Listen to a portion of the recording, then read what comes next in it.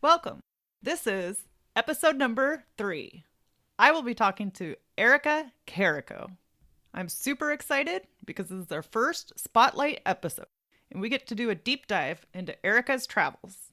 I hope you enjoy the episode and hit me up on Instagram at Ordinary to Badass and let me know what you think. Be confident, be bold, be authentic, but don't forget to take action. This is Ordinary to Badass, where our stories empower women to step into the spotlight of their own lives and pursue what they're truly passionate about. It's time to step into the arena and become more than just extraordinary. It's time to become a badass with your host, Marie Sonneman.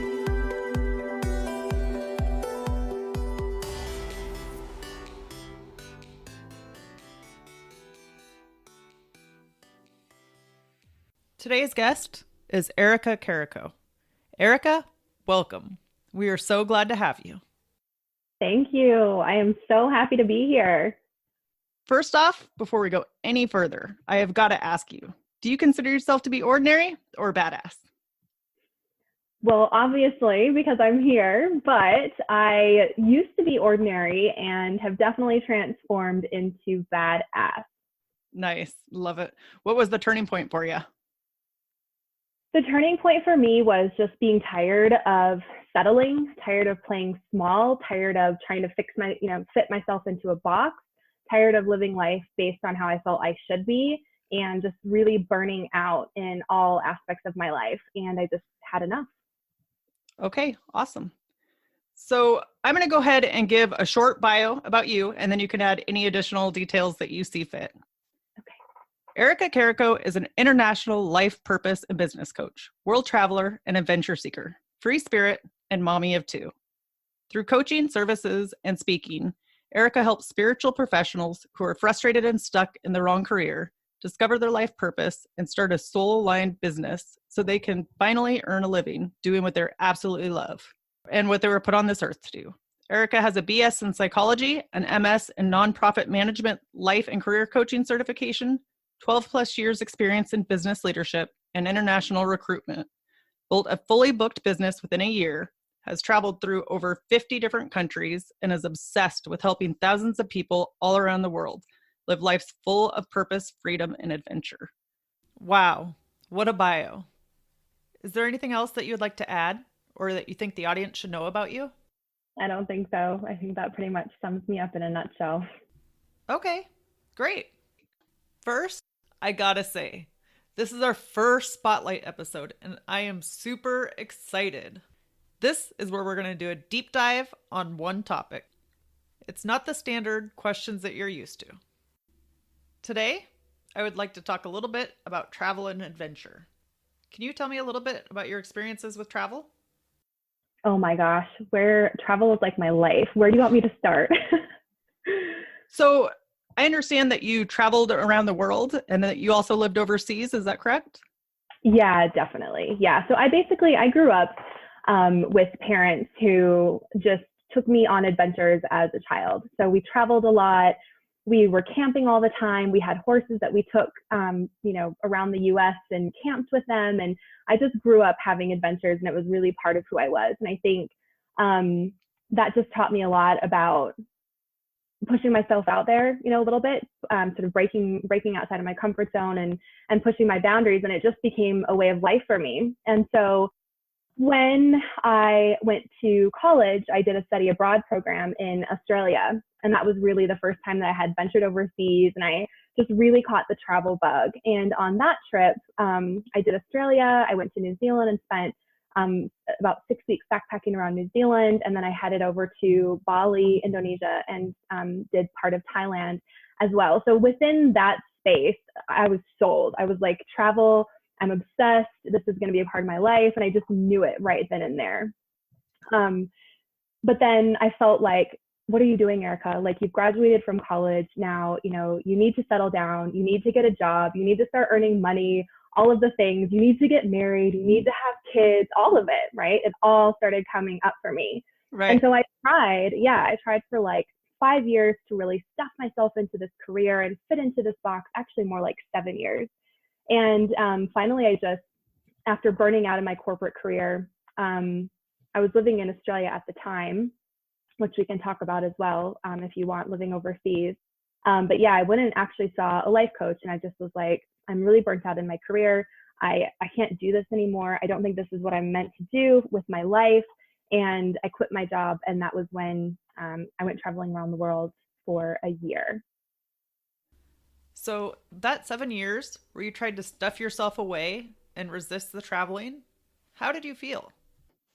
I I could not, I couldn't breathe. I remember thinking, it was always on the back of my mind. How can I get myself overseas? How can I live overseas? How can I work overseas? How can I make travel a part of my life? And I was constantly reading books and reading books. And, I'd be in relationships and I'd feel really settled. But then at sort of deep down and just within, it was this restlessness. And it was this calling of like, this isn't supposed to be your life. This isn't supposed to be your life. And so I couldn't sink into my life. I couldn't commit to any sort of relationship. I couldn't commit to a job. I just bounced and bounced and bounced. I didn't want to buy a house. All my friends were buying houses, so I rented. I just didn't want to be still. And I felt like I was missing so much out in the world by just making myself stay in this one place. And it literally was like soul destroying for me. So what would you say to somebody that's going through that right now, or they're afraid to make the leap?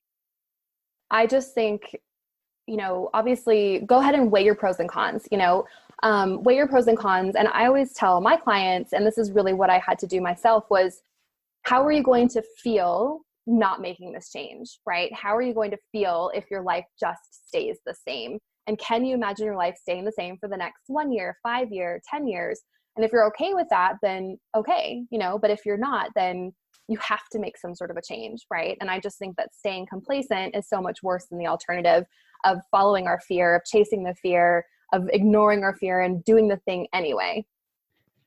So was there a turning point at that 7 year mark that changed things for you?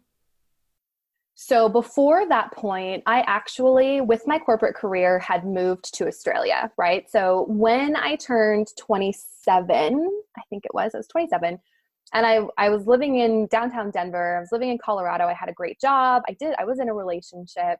I had an amazing apartment downtown, and I was sort of living the dream. But I literally just felt like I can't stay here. This, like I just said, this is not going to be my life forever, and I need to do something right now. And so I quit my job. I donated all of my furniture. I gave my car to a good friend of mine, and I literally left at 27 with nothing but a backpack and a box. And I arrived in Australia, and I did have a job when I was there, and it was in corporate recruitment. So I feel like I was, taking the leap in going and living overseas and making that jump of living abroad. But in saying that, I was still trapped in that career. And so I was living in Australia, and I was living by this amazing beach, and I had these incredible clients, and I was living the life, quote unquote, like people would just say, oh my God, this is such a dream. Mm-hmm. But deep down, I just still felt really trapped, and I still felt really sort of unhappy and just miserable in my career. And so for me, the turning point was just when I had to talk myself into going to work every day. I'd wake up, and I remember sitting on the train, and I just was doing everything that I could to like talk myself into doing this for one more day. Really trying to work through the anxiety and that depression. And there were so many things. I was drinking too much, just to try and really drown out that restlessness and drown out that you're here for more sort of saying that was going through my mind. Mm-hmm. I was obsessively working out. I was eating just to like do everything that I could to just really drown that out. And finally, I just hit a place where I hit rock bottom, and I had some serious anxiety and like almost panic attacks happening. And I went to the doctor, and I remember asking for some anti-anxiety medicine, and he gave it to me. And I took it home, and I sat there for a minute, and I was like, this isn't going to solve the root cause. This isn't going to solve the problem of what's really going on here. What do I need to do? And I knew I needed to quit my career. And so I did. And a dream of mine had been to travel the world. And I said, F it, I'm doing it. And that's nice. The turning point for me. Yeah. So do you think that it helped when you moved to Australia? You kind of were maybe dipping your toes in the water, at least seeing what it felt like. although it wasn't what you wanted to do in the end, it was still a step forward. Do you think that that was helpful doing something? I think it was. It was helpful in that I knew I needed to be overseas, and I was still very much living in the element of I should have a corporate career. I should be doing this. So there was very much that element of I should be. Right. And as I kind of gradually have taken that journey and really gone through my own spiritual work and taken my own personal journey, I've really let go of a lot of those shoulds. But we can only start where we're at, right? And so at the time, that's what I knew. That's what I was comfortable with. Yes, it was still terrifying, but it was still one step forward. And I think a lot of times we have to take baby steps instead of just Totally ripping the whole Band-Aid off at once, right? Right. So you said F it and you left your job. And where'd you go from there? Yeah, so I went to India. Oh, awesome. Yeah, we spent about 6 months traveling around India, and that was a really amazing experience. And we went to, and we can go back and talk about any of these places specifically if you want, but we went then up to through Southeast Asia, so all the way, through Thailand, Laos, Cambodia, Vietnam, up into China, and then spent 6 months over in Africa camping and sort of working our way up, in a tent for 6 months, working our way up down from South Africa all the way up. I think we did 18 countries in Africa, all the way up to like Uganda and Rwanda. That's so awesome. I'm a little bit jealous right now. It was pretty cool. Yeah. So before you did that, what were you fearful of? I was 29 and I was thinking, I'm never going to get married. Here I am now jumping ship again. My friends were all married with 2 kids and houses and dogs. And here I am leaving my career. Don't even know what I'm going to do when I come back. I don't have, retirement savings. I'm spending probably all my money on this trip. I am not, am I going to get married? Am I going to have kids? I mean, all these questions were running through my mind. And I think those were really the fears that I had at that moment. So what was the favorite place your favorite place that you've traveled to? Oh, that's so hard. Oh gosh. I am just so drawn towards, I obviously love the beaches of Thailand. They're incredible and amazing, but I'm just so drawn towards Africa. It's just such an ancient feel there, and it's almost, it is otherworldly. And just the connection that I felt over there with the earth and with the people, and just being there, I had this just odd sense of being at home in a way. Yeah. So you were staying in a tent the whole time you were there. Is that right? Yep. Is that common? Like, were there other people doing the same thing? Yeah, it's actually a really common way to travel around Africa. So you go on these overland trucks and you literally just camp out in the middle of nowhere. In the big cities, you obviously can stay in hostels and backpackers and things like that. So I definitely did do that in Johannesburg and Cape Town and a lot of the bigger cities up in Kenya. I think Nairobi, we also stayed someplace. But yeah, when you're traveling and you're on the go, you're camping basically. So what is the best story that you have about something that happened in Africa? Oh, geez. Well, I would say there's 2. So the first one, I have to pee in the middle of the night. I'm not the kind of person who can sleep the whole night through. So this is kind of an issue because, you'd wake up in Africa and you'd get outside of your tent in the middle of the night and you literally would see red eyes just oh my goodness, staring. And you wouldn't know if it was a lion or a hyena or something really big and scary, but you'd see these red eyes. Yeah. So I would always try and stick right next to the tent. But one night I was really tired and I put my shoes on, I stuck my headlamp on and I unzipped the tent and I got out and I just stood there, and we were in the middle of a massive herd of African buffalo. And they were just I could have touched 1, 2, 3, 4. They were everywhere. Oh my goodness. Yeah, just African buffalo. And they actually kill more people than any other African animal. So, oh gosh. I know. I don't actually remember if I went or not, but that was really intense experience. The second was we were camping in the middle of, I think we're in Tanzania, maybe Botswana, and heard this kind of shuffling around at night, and all of a sudden just felt something sticking its, underneath our sleeping bags, underneath our tents. And it was an elephant. So we literally had an elephant sticking its trunk underneath. Yeah. And just feeling around and breathing and just all. And I kept thinking, one step, is he just, is he going to take one step onto the tent? Fortunately, he never did. But yeah, that was pretty intense as well. You just kind of lay there paralyzed, not knowing what's about to happen. That's crazy. Yeah. So were there any mishaps while you were traveling? And if so, how did you recover from them?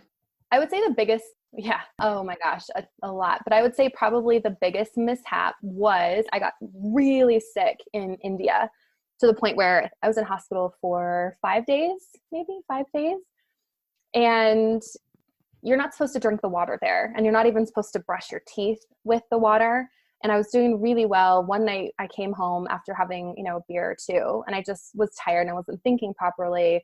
And so I put the toothpaste on my toothbrush, stuck it under the water and brushed my teeth. And that was kind of game over. And so I ignored it for probably almost a week, and it just gradually kept getting worse and worse and worse. And I, at one point, started running a fever of probably around 104 or 105, and I was hallucinating.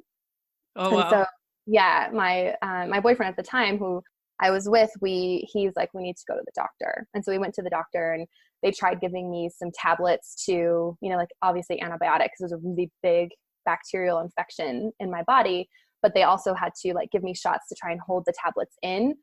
So he did that, sent me back to the place that we were staying. And I ended up going to the bathroom, and I looked in the toilet, and the tablets were whole in the toilet. They had goodness. gone right through me. Huh. So I was in the hospital in India for probably about 5 days on IV antibiotics. And that was a really scary experience because they didn't speak English. Nobody spoke English. I didn't know what was wrong with me. I didn't know if I was going to live or die. You don't know what you're getting stuck with. And, I think that was just a real humbling experience. And it sort of erased, you have to surrender a lot. And I think it just took away any expectations that I had for the rest of our trip. It really grounded me in the moment. And honestly, I don't think if that would have happened, I probably wouldn't have had as a mindful experience as I had while I was traveling, because it just really made me so grateful and actually more humbled. And I knew I had to be careful. Yeah, that sounds like quite the experience. And I can't even imagine, being in a different country and not speaking the language and having something like that happen. But it sounds like it turned out good for you. Yeah. Yeah. So I don't know about you, but when I travel, I like to immerse myself in the culture or whatever it is they do, even if it's something that I traditionally don't like I will try it just because I'm in their culture doing their thing. Have you ever done anything like that where you kind of just immerse yourself in their culture and try something out of your comfort zone? Yeah, pretty much everywhere we went on that trip, we stayed very locally. Most of the places we went, they didn't really speak English. We did go to this place in China, which was really intense. It was sort of in the middle of China, and I don't know, it had a population of like 12 million people, but nobody's ever really heard of it before. Mm-hmm. And so you get there, they don't see Westerners, they don't see foreigners. They're, I think at one point they said there might've been only 25 English speaking or Westerners in that massive city at any given time.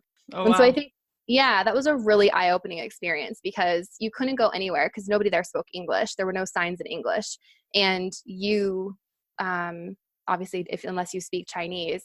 So I think being in a place where you can't communicate with anybody, you can't read anything, you don't know what's happening anywhere is just also a really interesting experience. Most other places we went, someone would speak English or there'd be an English sign somewhere or something would be in English.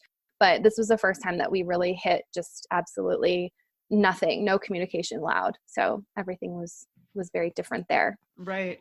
So from all of your travels, what is something that you have learned or something that it has taught you?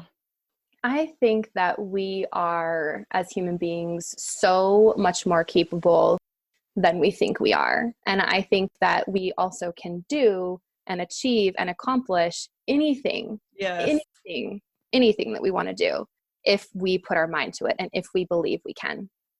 So agree. I think that's so undervalued and underrated. I don't think people quite realize that. No, I completely agree. And I think our mind tells us what we can do and what we can't do. And so we have to learn to reprogram that, right? What is possible for us? Paint a new picture, create a new story, tell yourself a new belief. And from that, create your life. Do you have any mindset or meditation practices that you do? Absolutely. So I am a really big believer in affirmations and subconscious reprogramming through using I am affirmations. Are you familiar with that? Yep, absolutely. I love it. Yeah. Yeah. So I have been using affirmations for probably at least the last 3 years. I fall asleep to them. I listen to them while I'm getting ready in the morning. I'm just a big believer that, when we really work to change our state and reprogram what's going on in our subconscious mind, so many things just become easier and more fluid. Yep. I think for a long time, I just thought it was kind of kooky or woo-woo until I tried it. And then once I tried it, it's game changing. Right. It's scientific. It's actually scientific. There's studies that show that's how you reprogram your brain, right? It's starting to learn how to train it. Your brain's a computer and you have to program it. And so normally we're wired to think negatively and we're wired to have a reality based on where we're at right now. We're not designed necessarily to think bigger, to think further ahead naturally. And so we can really work to reprogram that. And that's just one of the tools. So I agree with you. So how has traveling changed your life? Traveling has become my life. I married an Australian. My little boy was born there. Both my kids are Australian citizens and US citizens. I have seen and done. Sometimes I think about everything that I've done and everything that I've seen, and I just feel like it was from a movie or it was from a book, and it's not. It was my life. I would never be where I am today, probably not even in my business or working with the amazing clients that I work, or even speaking internationally and traveling internationally through my business, if I hadn't have done all of that earlier in my life. Yeah, so stinking cool. And otherwise you'd probably still be feeling like you were like stuffing it down and not living the life you want to live, Yeah, for sure. And who knows what those kinds of consequences hold. Right. So what would you tell other women who are not pursuing their passions? First, figure out exactly what it is. Don't bite off more than you can chew, right? Figure out what your passion is, figure out what you actually really want in life, and write it down. Create a 1-year dream, create a 3-year dream, get really specific. What do you want to be doing in your life? Where do you want to be living? What kind of car do you want to be driving? How much money do you want to be earning? Where do you want to be going on vacations? How many vacations do you want to be taking a year?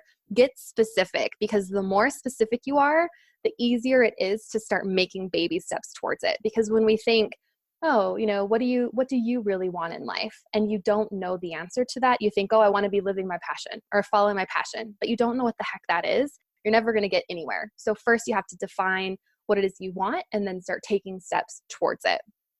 Is there anything else about travel or your adventures that you think that people need to know about? If you have the opportunity, just go and do it. As scary as it sounds, just go and do it. I went off to Europe. I did that by myself. I went off, I think I did 18 countries around Europe alone. I went off and did Bali and Indonesia and this little island called Lombok in Thailand, even by myself. And so a lot of women will say, I don't want to travel by myself. Well, there's definitely ways that you can do it. So just don't let that hold you back. Join a tour group. They have small tour groups. They have big tour groups. You'll meet other women who are also traveling by themselves. And just when you hear yourself saying, I can't do this because, or I'm afraid of doing this because, go to the root cause and just figure out a way around it, because it's so worth it. Did you have any experience staying in hostels in any of your trips? All of them. So Europe was all hostels a lot through South Africa. Even I think in Thailand, we stayed in a couple. Yeah.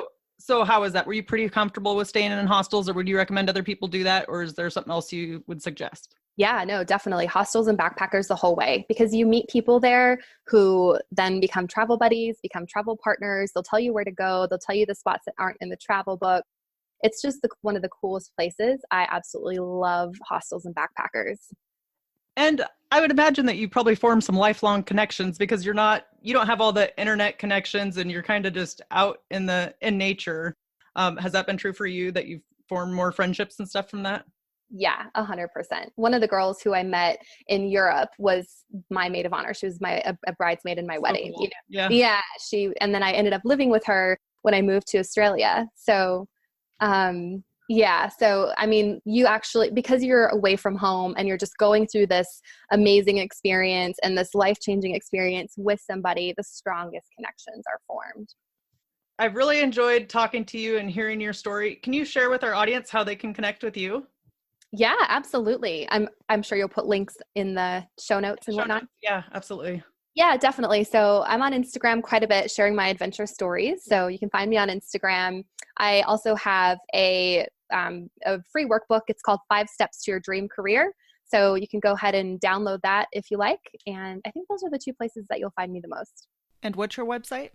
You can go to www.ericacarrico.com and you can just find blog posts, resources. There's so much stuff there. Okay, great. And then did you already say your Instagram handle? Erica Lynn Carrico. Okay, perfect. Thank you so much, Erica. You've been a total badass, and I have enjoyed hearing your story. With that, we'll end our show. And to all the badass women out there staying in the arena, wherever you are, whatever you're doing, own it and get after it. Now that you've listened to this episode of Ordinary to Badass, we want to hear from you. Go to our website, ordinarytobadass.com/podcast, and submit your own experience on how you took your life from ordinary to badass and get the chance to be on a future Spotlight episode of the show. That's ordinarytobadass.com/podcast. While you're waiting for the next episode of the show, wipe off the sweat, dust off the dirt, and get back in the arena.